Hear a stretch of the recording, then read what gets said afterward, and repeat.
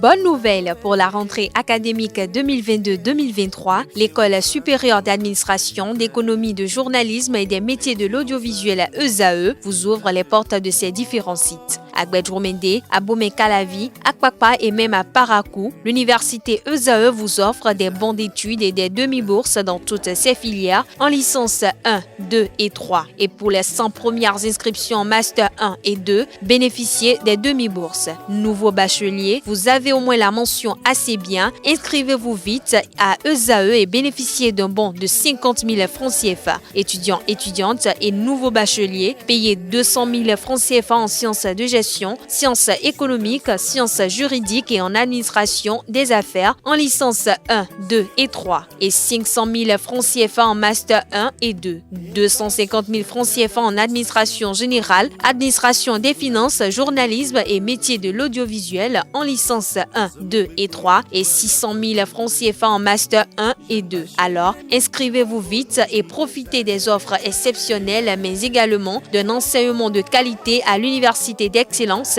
ESAE. Infoline 90 93 65 21 ou le 98 98 14 00. ESAE, l'excellence a un nom.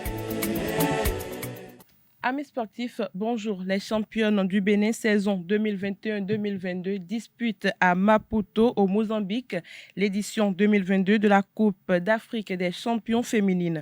Pour la deuxième participation de Energy Basketball Club à cette compétition FIBA après l'édition de 2019 en Égypte. Energy Basketball Club bénéficie d'un wild card FIBA Afrique pour participer au tournoi. La compétition a lieu du 9 au 17 décembre dans la capitale mozambicaine et réunit les 3 meilleurs clubs de chaque zone. Les 10 équipes participantes seront réparties en 2 groupes ce jeudi. Les 4 premières se qualifient pour les quarts de finale et la compétition a lieu avec des matchs à élimination directe. La 21e édition des championnats d'Afrique senior de karaté, couplée à la 13e édition chez les juniors et à la 5e chez les cadets, s'est déroulée du 28 novembre au 4 décembre 2022 en Afrique du Sud. Classée 17e juste derrière le Nigeria, la Guinée, la Côte d'Ivoire et le Madagascar, le Bénin a décroché une seule médaille en bronze remportée par Martial Kwadonou en comité dans la catégorie junior des moins de 55 kg. À noter qu'à l'issue de ces championnats d'Afrique 2022, animés par 390 athlètes venus de 30 pays du continent, l'Égypte, le Maroc et l'Algérie ont occupé respectivement la première, deuxième et troisième place au classement général. En partenariat avec la Fédération béninoise de tennis de table présidée par Francis Dossou, le Centre culturel chinois a organisé un tournoi dénommé Open Tennis de table le dimanche 4 décembre 2022 sous les pavillons du Hall des Arts, Loisirs et Sports de Cotonou. Une compétition qui marque la célébration des 50 années de relations diplomatiques entre le Bénin et la Chine.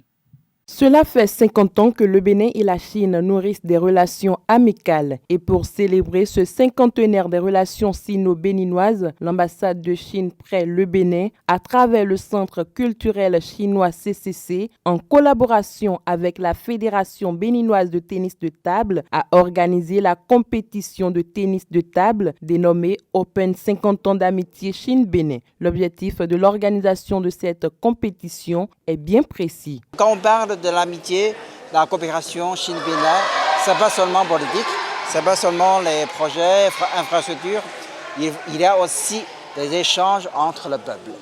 Nous sommes là, on joue le ping-pong, on parle de l'amitié, on parle de la coopération.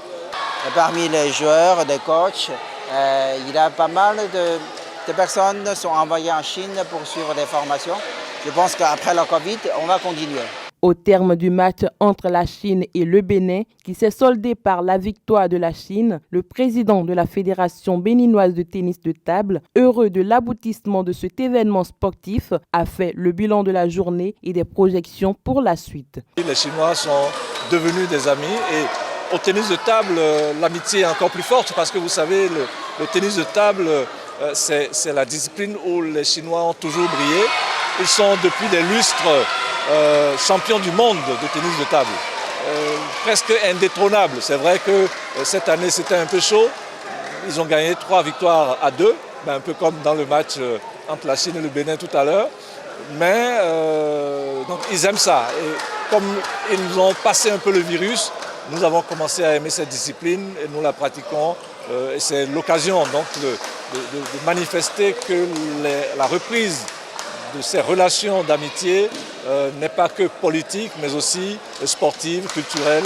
C'est vraiment de l'amitié. Ceux qui seront éligibles pour aller se faire former en Chine, déjà, il y en a qui sont là-bas, qui sont allés faire des cours, une formation professionnelle là-bas. Et il y en a qui vont partir pour justement apprendre le tennis de table et se perfectionner. Puis nous sommes en train de négocier aussi. Il y en a d'autres qui vont venir. On négocie pour que la Chine nous envoie des entraîneurs chinois de tennis de table pour améliorer notre niveau. Parce que nous avons des objectifs très clairs.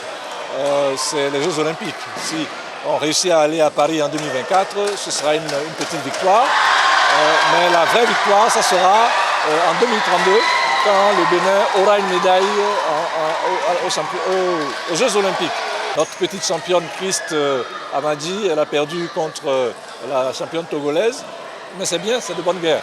Elle va comprendre qu'il y a du travail encore, elle va s'y adonner, son entraîneur aussi, et puis elle aura une revanche à prendre, et puis elle va s'améliorer et elle va rencontrer d'autres pays et d'autres continents, pourquoi pas, elle pourra percer. Nous allons célébrer la joie, vous entendez les cris, c'est le bonheur, parce qu'il y a de beaux jeux, de beaux gestes, les gens ils aiment ça, et ils applaudissent, ils sont contents, et bien nous aussi. Trophées, médailles, t-shirts et plusieurs autres gadgets ont été distribués aux meilleurs tennismen. Les participants n'ont pas manqué de livrer leur impression. Au début, quand j'avais commencé, je n'étais pas vraiment dans le match. Mais bon, on dit souvent que l'essentiel, c'est de participer. Mais pour moi, l'essentiel, c'est de gagner. Donc, je me suis mis au boulot et puis je suis arrivé à la fin. Mes adversaires, c'est pas que je suis supérieur à eux. C'est pratiquement à 50-50. Mais bon, avec un peu de mentalité, je me suis surmonté et puis voilà, je suis arrivé à la fin. Dès le début de la compétition, j'étais un peu stressé. J'ai perdu dans ma poule, j'étais deuxième. Et après je me suis entraîné un peu. Et j'étais censé gagner tous mes matchs pour arriver à la finale. Enfin, mon objectif c'était de gagner cette finale. Mais bon, on peut dire que mon joueur, mon adversaire, je le connais très bien. On s'entraîne au Togo. Je dirais qu'il est mon champion. Les adversaires béninois, ils jouent bien. On est à 50-50. J'ai gagné le champion, j'étais très content parce qu'après avoir été battu par le vice-champion 3-0, voilà, je voulais gagner le champion et je l'ai gagné, je l'ai fait. Je suis très content pour moi. L'édition 2022 clôturée, les regards sont tournés vers celle de 2023 que l'ambassade et la fédération souhaitent plus réussir. Mercato à présent, la nouvelle pépite du football brésilien Endrick Felipe attise les convoitises des grands clubs européens depuis quelques moments. Le Real Madrid et le Paris Saint-Germain sont les deux favoris pour accueillir le jeune dans leur écurie. Cependant, les champions d'Europe en titre préparent une offre de 60 millions d'euros pour arracher le joueur au club de la capitale française. D'après les informations qui circulent dans la presse, le Paris Saint-Germain et le Real Madrid sont déjà à fond dans le transfert d'Endrick. Le premier club qui s'est réellement proposé est le PSG, selon les déclarations de Douglas, le père d'Endrick. Actuellement, Endrick a 16 ans et selon les règles établies par la FIFA, aucun footballeur ne peut quitter son pays dans le cadre d'un transfert si ce dernier n'a pas encore fermé les 18 ans réglementaires. Eden Hazard prend officiellement sa retraite internationale. Le Belge l'a annoncé dans un post Instagram hier mercredi. Après son élimination précoce en phase de poule, la génération dorée belge est plus que jamais remise en question. Conséquence directe pour l'attaquant du Real Madrid qui a décidé que son temps était révolu en équipe nationale. Le Brénois le plus célèbre du Real Madrid compte 136 matchs avec les Diables Rouges pour 33 buts et 36 passes décisives.